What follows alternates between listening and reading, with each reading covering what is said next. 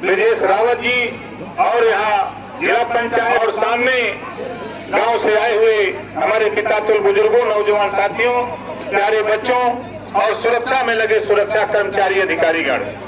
देखिए, स्पष्ट बात है, जो मंशा लेकर के हम लोग इधर घूम रहे हैं, मंशा सरकार की स्पष्ट है कि जो योजनाएं दिल्ली से तय होती हैं, वो योजनाएं आप तक पहुंचाने के लिए हमारे बीच में आपने देखा कि आपके गांव में हमारे सीडीओ साहब आए हुए हैं। जोरदार ताली बजा के इनका स्वागत करिए। आपके जिले के विकास के लिए आपके दरवाजे तक जिले के अधिकारी क्यों आ रहे हैं? आपके गांव तक क्यों आ रहे हैं? आपके सीडीओ साहब क्यों आ रहे हैं? हम लोग क्यों आ रहे हैं? स्पष्ट मंशा है, जैसा कि अभी आपने देखा यहाँ सोच है, उस सोच को साकार करने के लिए देखिए तमाम दल है प्रदेश में और देश में। मैं तो साफ साफ कहता हूं कि आपने कांग्रेस को 40 साल देखा। आप बताओ, कांग्रेस पार्टी कभी आपके गांव में कभी कैंप लगा के अपनी योजना बताने का काम किया था? वो कभी कैंप लगा के बताने का काम किया? 19 साल तक बसपा और सपा की सरकारें यूपी में रही। कभी योजनाओं का लाभ जो प्रदेश सरकार की योजनाएं थी वो आप तक पहुंचाने के लिए आपके दरवाजे तक आने में लोगों को भय लगता था। इस नाते कि क्षेत्र से विधायक गायब रहते थे, सांसद गायब रहते थे।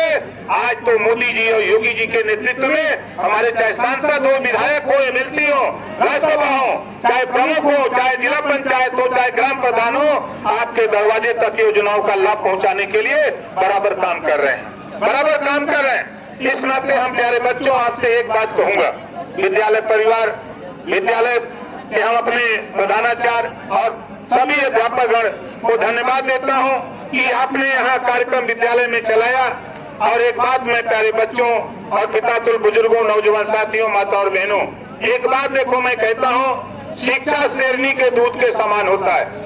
जो शिक्षा रूपी दूध को पी लेता है वह शेर की तरह दहाड़ता है, जो शिक्षा रूपी दूध को नहीं पी पाता है वो जानवर की तरह दर दर ठोकर खाता है। इस नाते कभी भी आपके घर में बेटा बेटी कभी भेदभाव मत करना। जितनी ऊर्जा ताकत बेटा को पढ़ाने में लगाते हो, उतनी ताकत ऊर्जा बेटी को भी पढ़ाने में लगाओ। बेटी पढ़ती है तो एक पर बेटी पढ़ती है तो 2 परिवार सुधरता है, बेटा पढ़ता है तो 1 परिवार सुधरता है। बेटी जब तक मायके में रहती है, माँ बाप भाई की सेवा करती है, जब बेटी की शादी हो जाती है, ससुराल जाती है तो सास ससुर की सेवा करती है, 2 परिवार सुधरता है। इस नाते बेटा बेटी में भेदभाव नहीं। देखो, हमारे देश के प्रधानमंत्री जो काम इस देश की सारी पार्टियां नहीं कर पाई, सारी पार्टियों को मजबूर कर दिया। हमारे देश के प्रधानमंत्री 35% आरक्षण महिलाओं को राजनीति में ला करके खड़ा कर दिया। ये देश के लिए, हमारी महिलाओं के लिए एक उदाहरण है। जो काम कांग्रेस ने नहीं किया, सपा बसपा कांग्रेस ने मिलकर नहीं किया, उस काम को हमारे देश के प्रधानमंत्री माननीय नरेंद्र मोदी ने करके दिखाया। 100 में 33 महिलाएं जीत करके अब विधानसभा और लोकसभा में जाएंगी। अब वो अपनी लड़ाई खुद लड़ेंगे, किसी की भरोसे नहीं रहेंगी। ये मंशा हमारे देश के प्रधानमंत्री की है। योजनाएं बहुत है, जैसा कि आपने देखा, अभी हम घूम रहे थे, स्टॉल लगा हुआ था। मुझे तो खुद ताजुब हुआ कि एक प्रोडक्ट आया है और उस प्रोडक्ट को मैंने देखा, जो हम बोरी में यूरिया लेते हैं, बोरी में यूरिया लेकर के हम भी किसान के बेटे हैं, साइकिल पे लाद के, घर पे लाद करके हम लोग खेत में ले जाके छिड़कते थे।